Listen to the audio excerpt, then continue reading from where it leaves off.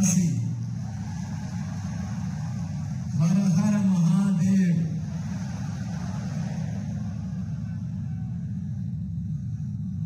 काशी तमिल संगमम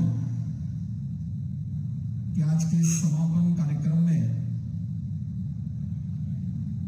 मुख्य अतिथि के रूप में उपस्थित केंद्रीय गृह और सहायता मंत्री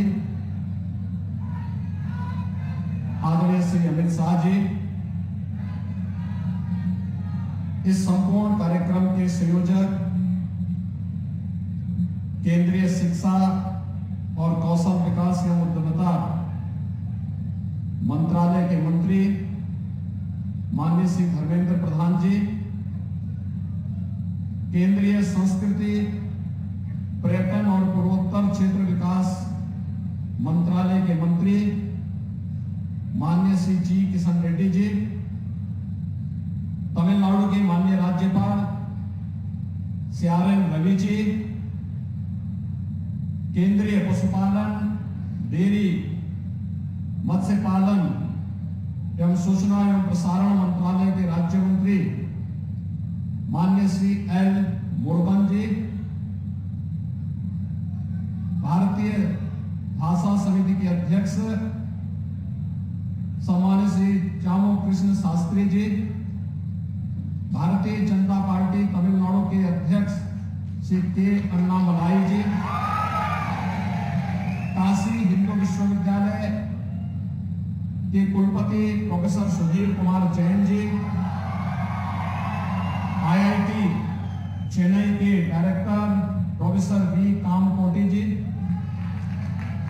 शास्त्र विश्वविद्यालय के डॉक्टर एस वैद्य सुब्रमण्यम जी,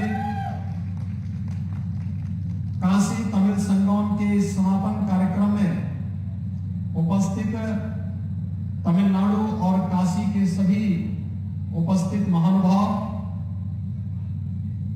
बाबा विश्वनाथ की इस पावन धरती पर उनगलाई काशील वरा वैल की रोम, बाबा विश्वनाथ की इस पावन धरती पर मैं उत्तर प्रदेश शासन की ओर से और उत्तर प्रदेश की जनता की ओर से देश के यशस्वी गृह और सहकारिता मंत्री माननीय श्री अमित शाह जी का हृदय से स्वागत करता हूं। इस अवसर पर तमिलनाडु के माननीय राज्यपाल श्री आर.एन. रवि जी का भी मैं उनके साथ यहां पर पधारे तमिलनाडु से आए हुए आप सभी महानुभावों का, केंद्रीय मंत्री माननीय श्री धर्मेंद्र प्रधान जी का, माननीय श्री जी किशन रेड्डी जी का, माननीय श्री एल. मुरुगन जी का और अन्य सभी अतिथियों का हृदय से स्वागत करता हूं। हम सब जानते हैं कि आदरणीय प्रधानमंत्री जी की प्रेरणा से पवित्र तमिल कार्तिक मास 17 नवंबर 2022 से काशी तमिल संगमम का शुभारंभ आदरणीय प्रधानमंत्री जी के करकमलों से काशी की इस पवित्र भूमि पर हुआ था। विगत एक माह के अंदर काशी में तमिलनाडु के अलग अलग ग्रुप से जुड़े हुए 12 ऐसे समूह ने आकर के न केवल दुनिया की 2 प्राचीनतम सभ्यता और संस्कृति के साथ एक भारत श्रेष्ठ भारत की आदरणीय प्रधानमंत्री जी की इस कल्पना को मूर्त रूप देते हुए देखा है, बल्कि काशी के साथ ही प्रयागराज और अयोध्या जाकर के उत्तर प्रदेश और तमिलनाडु के बीच की उन प्राचीन समानताओं को भी अनुभव किया है और इसका संदेश प्रदेश न केवल उत्तर प्रदेश के अंदर बहुत सकारात्मक रूप से रहा है, बल्कि तमिलनाडु से आए हुए अतिथियों ने भी बहुत नजदीक से इसको अनुभव भी किया है। और मुझे जिस दिन तमिलनाडु से आया हुआ पहला समूह प्रयागराज में गया था, उस दिन प्रयागराज में भी मुझे भी जाने का अवसर प्राप्त हुआ था। जिस दिन समूह अयोध्या गया था, मुझे उस दिन अयोध्या भी जाने का अवसर प्राप्त हुआ था। और मैंने देखा था कि बहुत सारे लोग ऐसे थे जिनको पहली बार उत्तर प्रदेश में, काशी में, प्रयागराज में या अयोध्या में आने का अवसर प्राप्त हुआ था, और उन्हें लगा कि वास्तव में देश की दो प्राचीन परंपराएं एक साथ मिलकर के आदरणीय प्रधानमंत्री जी के उस संकल्प को, जो एक भारत श्रेष्ठ भारत है, उसे साकार कर रहे हैं। इसके लिए हम सब आदरणीय प्रधानमंत्री जी के प्रति हृदय से आभार व्यक्त करते हैं और केंद्रीय शिक्षा मंत्रालय को इस बात के लिए हृदय से धन्यवाद देते हैं कि एक महीने से भी ये परंपराएं, ये कार्यक्रम बहुत कुछ कह रहा है। खासतौर पर जब हम काशी की बात करते हैं तो काशी भारत की आध्यात्मिक और सांस्कृतिक राजधानी के साथ साथ कला संस्कृति का एक अद्भुत केंद्र बिंदु रहा है। उत्तर प्रदेश भारत की आध्यात्मिक और सांस्कृतिक विरासत का प्रतिनिधित्व करता है, तो तमिलनाडु में इन सभी समानताओं को लेकर के कला, संस्कृति, ज्ञान की उस प्राचीनतम परंपराओं का नेतृत्व करता है।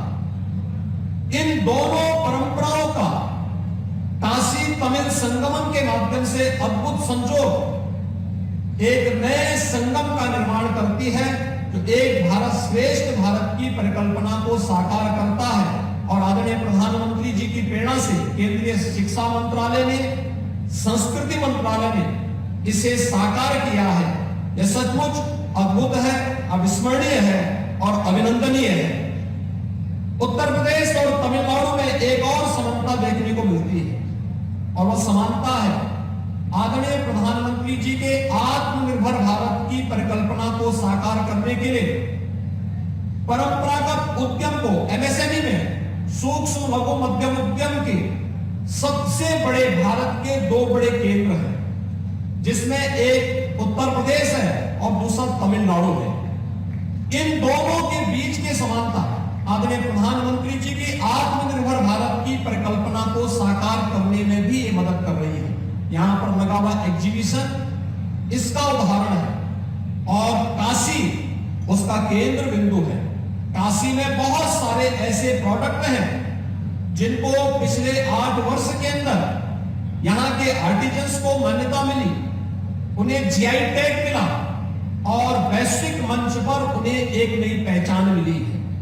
यह जो संजोग है, प्राचीन काल से ही काशी भगवान विश्वनाथ के पावन ज्योतिर्लिंग के कारण, भगवान विश्वनाथ के इस पावन धाम के कारण जहां जग विख्यात रहा है, तमिलनाडु में भगवान श्री राम के द्वारा स्थापित रामेश्वरम का पवित्र ज्योतिर्लिंग, इन दोनों पवित्र ज्योतिर्लिंगों के समन्वय के साथ साथ आध्यात्मिक और सांस्कृतिक विरासत और इस देश में भारत को आत्मनिर्भर भारत बनाने के लिए अपनी परंपरागत उद्यम को प्रोत्साहित करने के आदरणीय प्रधानमंत्री जी की प्रेरणा के दो महत्वपूर्ण केंद्रों का इस संगम भी विगत 1 माह से बहुत कुछ प्रेरणा दिया है।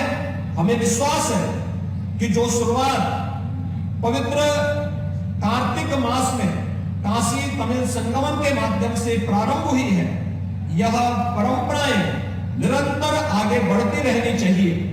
इस अवसर पर मैं इस बात के लिए भी धन्यवाद दूंगा कि महाकवि सुब्रमण्यम भारती जी ने इसी तमिलनाडु से आकर के इसी काशी की धरती पर जो ज्ञान और साहित्य की समृद्ध परंपरा दी है, उत्तर प्रदेश सरकार भारत सरकार के साथ मिलकर के उनकी इस पवित्र परंपरा को, उनके के स्मारक को भव्य स्वरूप देने में अपना भरपूर योगदान देगा। मैं एक बार फिर से आज के इस कार्यक्रम में आदरणीय गृह मंत्री जी का,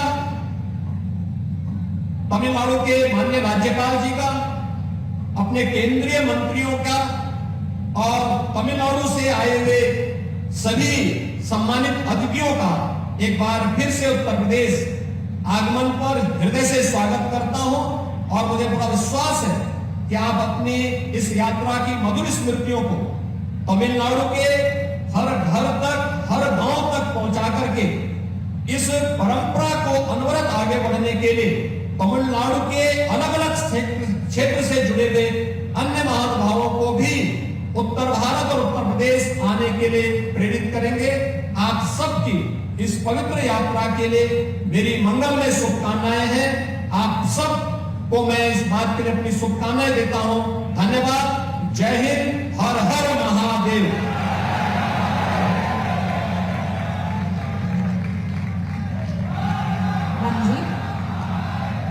உத்தர பிரதேச மாண்புமிகு முதலமைச்சர் அவர்கள் தம்முடைய உரையில் விஸ்வநாதரின் இந்த பூமிக்கு அனைவரையும் மனமார்ந்த வாழ்த்துக்களோடு வரவேற்பதாக கூறி, புனிதமான கார்த்திகை மாதத்தில் மங்களகரமாக இதனை மாண்புமிகு பாரத பிரதமர் தொடங்கி வைத்ததை நினைவுபடுத்தி, 12 பிரிவுகளில் பல்வேறு குழுக்கள் தமிழ்நாட்டிலே இருந்து இங்கே வருகை புரிந்து காசியோடும் அயோத்தியா, பிரயாக்ராஜ் போன்ற இடங்களையும் பார்த்து உத்தரப்பிரதேசத்திற்கும் தமிழ்நாட்டிற்கும் இருக்கக்கூடிய ஒற்றுமையை மிக துல்லியமாக உணர்ந்து கொண்டனர் என்பதை வலியுறுத்தினார்.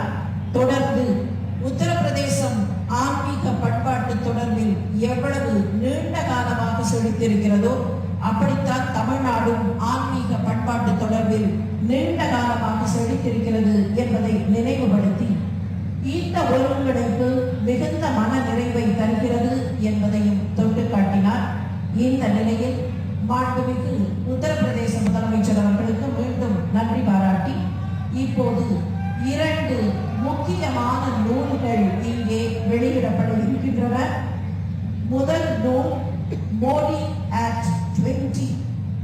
இந்த நாடு எப்படி இருக்க வேண்டும் என்ற தன்னுடைய கனவை மாண்புமிகு பாரத பிரதமர் அவர்கள் தெரிவிக்கக்கூடிய வகையிலேயும், அவருடைய செயல்பாடுகளை நமக்கு படம் பிடித்து காட்டக்கூடிய வகையிலேயும் இருக்கிற மோடி at 20 என்கிற நூலும், இந்திய அரசியல் அமைப்பு சாசனத்தை இந்த நாட்டுக்கு கொடுத்தவரான டாக்டர் B.R. அம்பேத்கர் மற்றும் மோடி ஆகிய 2 பெரும் துருவங்களின் எண்ண படைப்பாக மோடி and அம்பேத்கர் என்கிற நூலும் இங்கே வெளியிடப்பட இருக்கின்றன.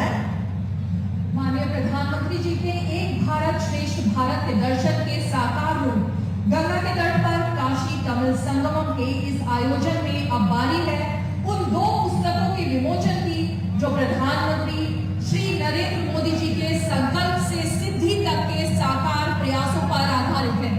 मैं माननीय केंद्रीय गृह एवं सहकारिता मंत्री श्री अमित भाई शाह से अनुरोध करती हूँ कि वो Modi at 20 dreams meet delivery के तमिल अनुवाद और अंबेडकर और मोदी के तमिल अनुवाद का विमोचन करें।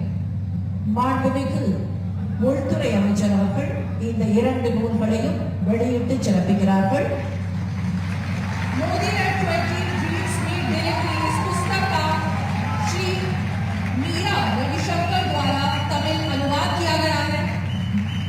माननीय प्रधानमंत्री जी के पिछले 20 वर्षों में गुजरात के मुख्यमंत्री और फिर भारत के प्रधानमंत्री के रूप में आम नागरिक की सेवा और संकल्प की एक गाथा कहती है ये पुस्तक Modi at 20 dreams meet delivery. इस पुस्तक को ब्लूक्राफ्ट डिजिटल फाउंडेशन द्वारा संकलित किया गया है।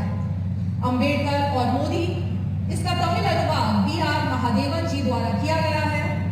यह भारतीय संविधान के जनक डॉक्टर भीमराव अंबेडकर और भारत के माननीय प्रधानमंत्री श्री नरेंद्र मोदी जी के विचारों, सुधारों और कार्यों का तुलनात्मक अध्ययन है।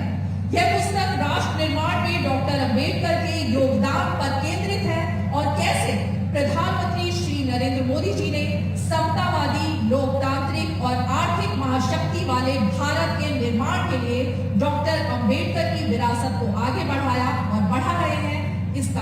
प्रदर्शन करती है ये पुस्तक।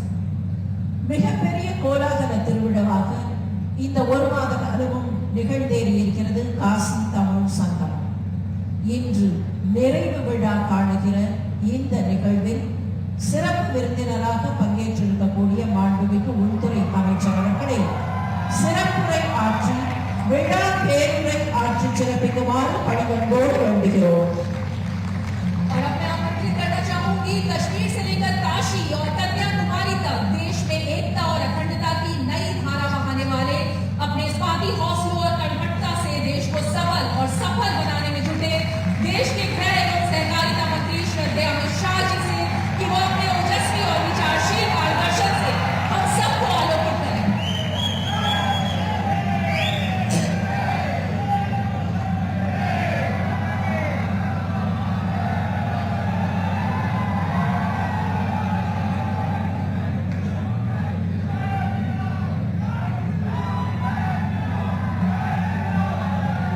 आज इस अलौकिक और बहुत महत्वपूर्ण कार्यक्रम में मेरे साथ मंच पर उपस्थित उत्तर प्रदेश शासन के लोकप्रिय यशस्वी मुख्यमंत्री श्रीमान योगी आदित्यनाथ जी, मेरे मित्र और जिन्होंने एक माह तक प्रधानमंत्री जी की काशी तमिल संगमम की कल्पना को चरितार्थ करने के लिए अपने विभाग के माध्यम से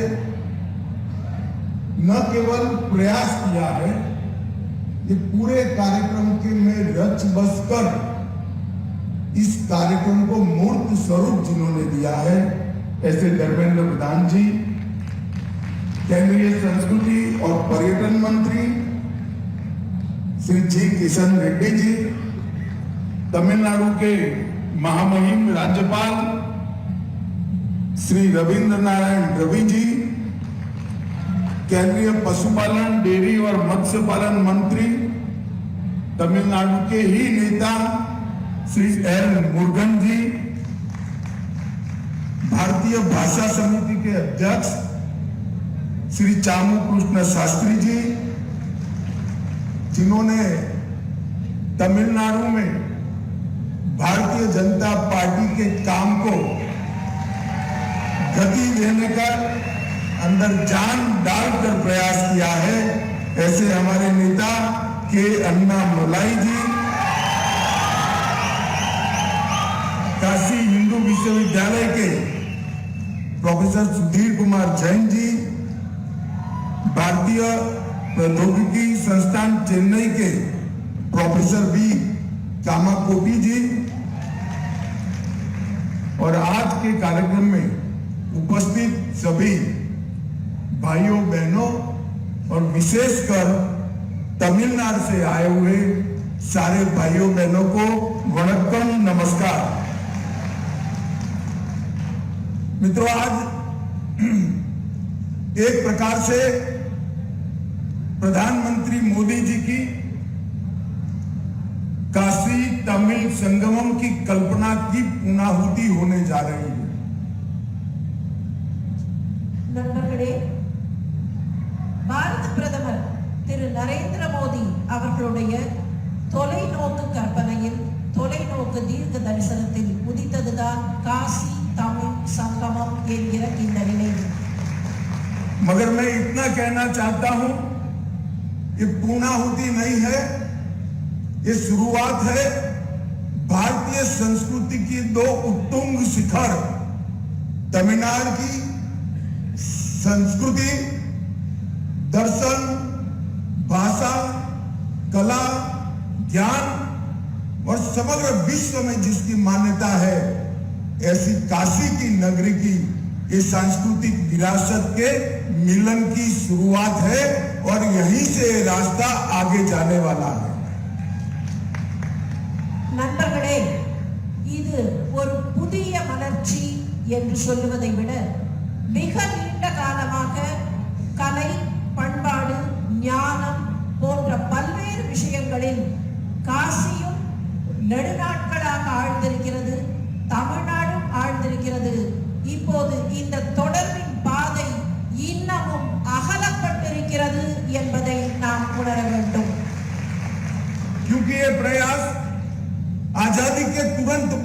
जाना चाहिए था, काफी सालों तक नहीं हुआ। एक लंबे गुलामी के कालखंड ने हमारी सांस्कृतिक एकता, हमारी विरासत की विविधता और हमारी अलग अलग संस्कृतियों के अंदर भारतीय आत्मा की एकरूपता को कुछ हद तक मलिन किया था। उसको पुनः जागरण की जरूरत थी। आजादी के तुरंत बाद ये प्रयास होना चाहिए था, परंतु ये प्रयास कई सालों तक नहीं हुआ।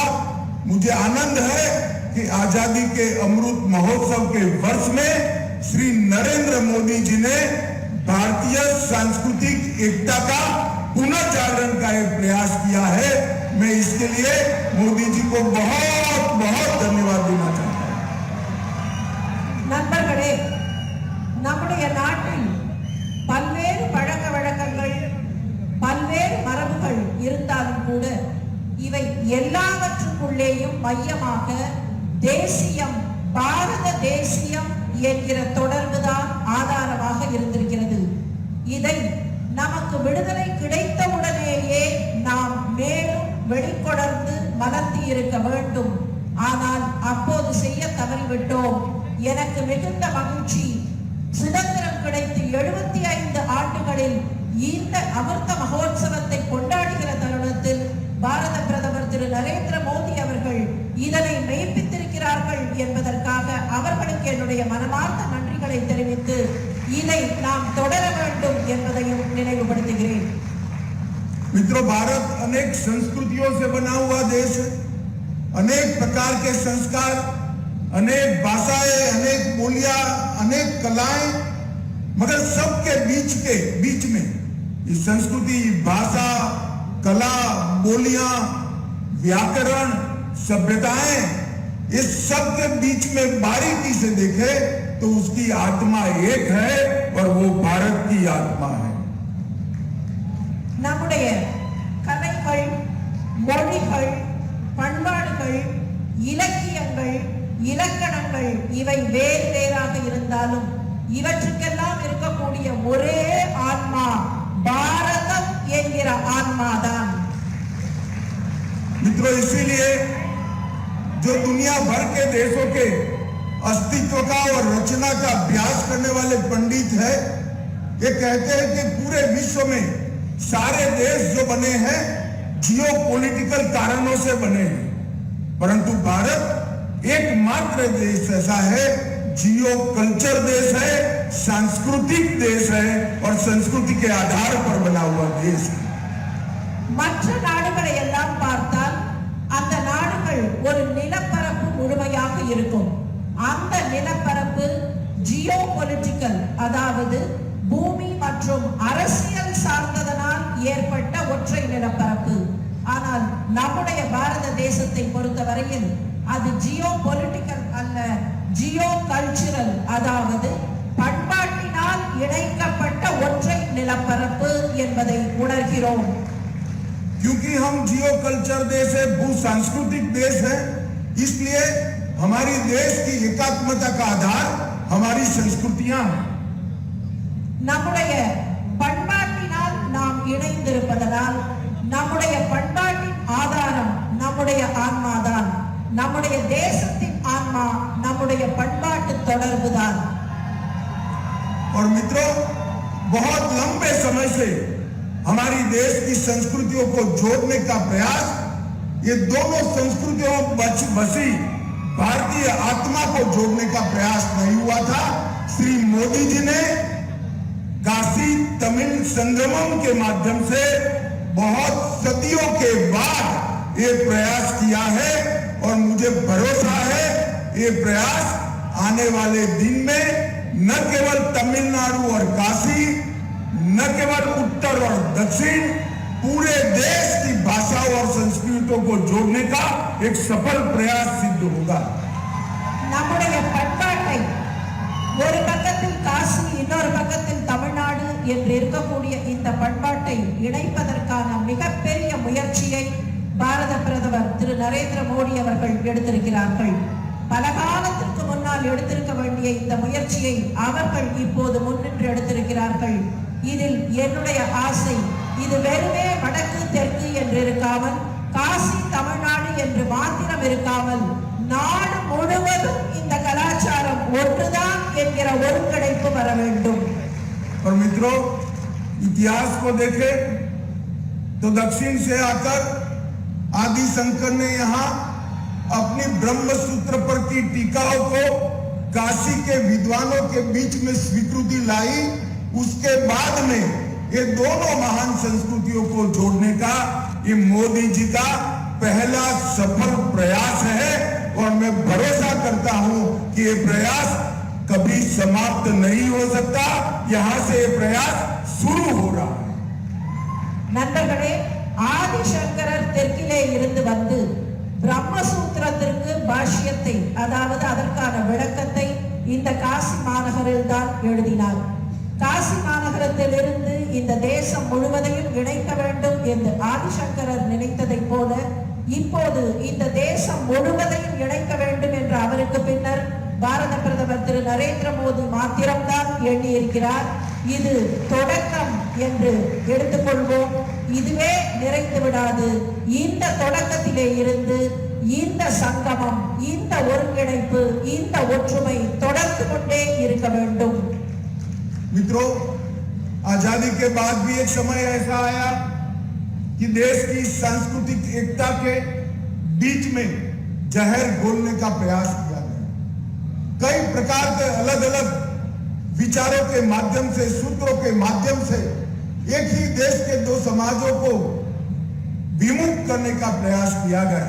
परंतु अब समय आ गया है एक भारत श्रेष्ठ भारत की रचना करने का, और वो भारत की सांस्कृतिक एकता से ही हो सकती है। நம்முடைய நாட்டில் பல்வேறு வேறுபாடுகள் பல்வேறு காரணங்களால் இடம், வட்டாரம் போன்றவற்றால் இருக்கின்றன. ஆனால் இவற்றையெல்லாம் ஒன்றிணைத்து இவற்றையெல்லாம் ஒருங்கிணைக்க வேண்டும் என்கிற மிகப்பெரிய முயற்சியை பாரத பிரதமர் எடுத்திருக்கிறார். இதுதான் ஒரே பாரதம், உன்னத பாரதம், இந்த நாடு முழுமையும் ஒன்றுதான் என்கிற அந்த பெருமிதத்தை காட்டக்கூடிய முயற்சி. मित्रों, कार्यक्रम ने भारत के सांस्कृतिक वैविध्य के दो उत्तुंग शिखर, तमिलनाडु की संस्कृति और उत्तर भारत में काशी विद्या का धाम, यहाँ की परंपराएं, यहाँ की उत्तुंग संस्कृति के बीच में एक सेतु बनाने का काम किया है। और मैं भरोसा करता हूं कि यहीं से भारत के सांस्कृतिक पुनर्जागरण की शुरुआत होने वाली है। காசியில் இருக்கக்கூடிய பண்பாடு, தமிழ்நாட்டில் இருக்கக்கூடிய பண்பாடு, இந்த இரண்டையும் இணைத்து ஒரு சேதுவை, அதாவது ஒரு பாலத்தை பாரத பிரதமர் அவர்கள் இப்போது கட்டியிருக்கிறார்கள். இந்த வகையில் இந்த ஒற்றுமை தொடர்ந்து இருந்து கொண்டே இருக்க வேண்டும். ये लंबे कार्यक्रम में तमिलनाडु से अधिकृत व्यवस्था में लगभग 2500 तमिल भाई बहन अलग अलग क्षेत्र में काम करने वाले आए, और अनधिकृत रूप से सरकारी व्यवस्थाओं के हिसाब से 10,000 से ज्यादा तमिल भाइयों बहनों ने यहाँ पर हिस्सा लिया। இந்த நிகழ்ச்சியில் ஒரு வார காலம் நடைபெற்ற இந்த நிகழ்ச்சியில் பங்கு பெறுவதற்காக பல்வேறு வேலைகளில் இருக்கக்கூடிய, பணிகளில் இருக்கக்கூடிய, இடங்களில் இருக்கக்கூடிய தமிழ்நாட்டு பெருமக்கள் இங்கே வந்து இதில் கலந்து கொண்டிருக்கிறார்கள். இதிலே 10,000த்திற்கும் மேற்பட்ட சான்றோர் பெருமக்கள் கலந்து கொண்டிருக்கிறார்கள் என்பது நமக்கு பெருமிதத்தை தருகிறது. और इसने ढेर सारी दूरियों को समाप्त करने का काम किया है। और मैं काशी वालों का भी धन्यवाद करना चाहता हूं। तमिलनाडु से आए हुए हमारे तमिलनाडु के सभी भाई बहनों का 2 लाख से ज्यादा काशी वासियों ने यहाँ उपस्थित रहकर मन से जो स्वागत किया है, आज तमिलनाडु वाले काशी को कभी भूल नहीं सकते। இந்த நிகழ்ச்சியில் 2 லட்சத்திற்கும் மேற்பட்டவர்கள் பங்கேற்றிருக்கிறார்கள். இந்த நிலையில் தமிழ்நாட்டிலே இருந்து வந்த தம்முடைய சகோதர சகோதரிகளை மிக்க அன்போடு காசிவாசிகள் பார்த்து மிக்க அன்போடு விருந்தினர்களாக வரவேற்று உபசரித்தார்கள் என்பதற்காக, காசிவாசிகளுக்கு என்னுடைய உபசரித்தார்கள் என்பதற்காக காசிவாசிகளுக்கு என்னுடைய வாழ்த்துக்களை நான் தெரிவித்துக் கொள்ள விரும்புகிறேன். இன்னும் சொல்ல போனால் தமிழ்நாட்டு மக்களின் நெஞ்சத்திலே காசி நிச்சயமாக நிலைத்திருக்கும். தமிழ்நாட்டு மக்கள் காசியை மறந்துவிட முடியாது. मित्रों, यहाँ पर इलिया राजा के मधुर संगीत से इसकी शुरुआत हुई. भारतनाट्यम, करकट्टम, मईल लट्टम, पोईकाल, सिलबम के सारी तमिल संस्कृति की कला और अलग अलग प्रकार की अभिव्यक्तियों को उत्तर भारत के विद्या के धाम पर मंच मिला है. और मैं आपको बताना चाहता हूं, ये सिर्फ काशी तक सीमित नहीं रहा. मैं आज अहमदाबाद से आ रहा हूं तो पत्रकारों ने पूछा कि आप काशी तमिल संगमम में जा रहे हैं. मैंने बोला हाँ. तो उन्होंने कहा हमने टीवी पर देखा है, साइट पर देखा है. मोदी जी का प्रयास अद्भुत और सराहनीय है. இனிய இசையோடு தொடங்கிய இந்த காசி தமிழ் சங்கமத்தில் தமிழ்நாட்டு கலைகளான பரதநாட்டியம், கரகாட்டம், மயிலாட்டம், வில்லுப்பாட்டு, பொய்க்கால் குதிரை போன்றவை மிகச் சிறப்பாக எதிரொலித்தன. இப்போதும் அந்த அதிர்வுகள் இருந்து கொண்டே காசியின் மொத்த சூழலிலும் எதிரொலிக்கின்றன. நான் இந்த நிகழ்ச்சிக்கு வரும்போது இதழ்களை சேர்ந்தவர்கள், இதழியலாளர்கள், பத்திரிகைக்காரர்கள் கேட்டார்கள், என்ன நீங்கள் காசி தமிழ் சங்கமத்திற்கா செல்கிறீர்கள் என்று. நான் அவர்களிடத்தில் தெரிவித்தேன், பாரத பிரதமருடைய எண்ணம், பாரத ஒருங்கிணைப்பின் ஆதாரம் எதிரொலிக்கக்கூடிய நிகழ்ச்சிக்கு சென்று கொண்டிருக்கிறேன் என்று தெரிவித்தேன். मित्रों, धर्मेंद्र जी और निर्मला सीतारमण जी मुझे बता रहे थे तमिलनाडु के सारे व्यंजन हमारे काशी के भाई बहनों ने बहुत मौज से खाए हैं और तमिल से आए हुए भाइयों बहनों ने काशी की चाट को भी बखान बखान कर खाया है. திரு தர்மேந்திர பிரதான் அவர்களும் திருமதி நிர்மலா சீதாராமன் அவர்களும் தெரிவித்தார்கள், இங்கே தமிழ்நாடு உணவு வழங்கப்பட்டதை காசியிலே இருக்கக்கூடியவர்கள் மிகுந்த மகிழ்ச்சியோடு உண்டார்கள் என்றும், தமிழ்நாட்டிலே இருந்து வந்தவர்கள் காசியினுடைய இந்த வடநாட்டு உணவை மிகுந்த ஆனந்தத்தோடு உண்டார்கள் என்றும் தெரிவித்தார்கள். मित्रों, ये संगम के अंदर आध्यात्मिक, सांस्कृतिक, वास्तुकला, साहित्य, व्यापार, शिक्षा, कला, नृत्य, संगीत और भाषाओं के आदान प्रदान का एक अद्भुत मंच ये काशी तमिल संगमम बना है. இந்த காசி தமிழ் சங்கமத்தில் ஆன்மீகம், பண்பாடு, கட்டுமானம், பொறியியல், கவிதை, இலக்கியம், வணிகம், கல்வி, கலை, நாட்டியம், இசை ஆகியவற்றுக்கான அமர்வுகள், அகாடமிக் செஷன்ஸ் நிகழ்ச்சிகள் நடைபெற்றிருக்கின்றன. इसी काशी तमिल संगमम ने पूरे उत्तर भारत और सभी भारतवासियों को ये जानकारी मिली है कि तमिल भाषा हमारी विश्व की सबसे पुरानी भाषाओं में से एक भाषा है. இந்த நிகழ்ச்சியின் வாயிலாக வடநாட்டில், அதாவது வடக்கு பாரதத்தில் இருக்கக்கூடிய அனைவருக்கும் ஒரு தகவல் தெரிந்திருக்கிறது.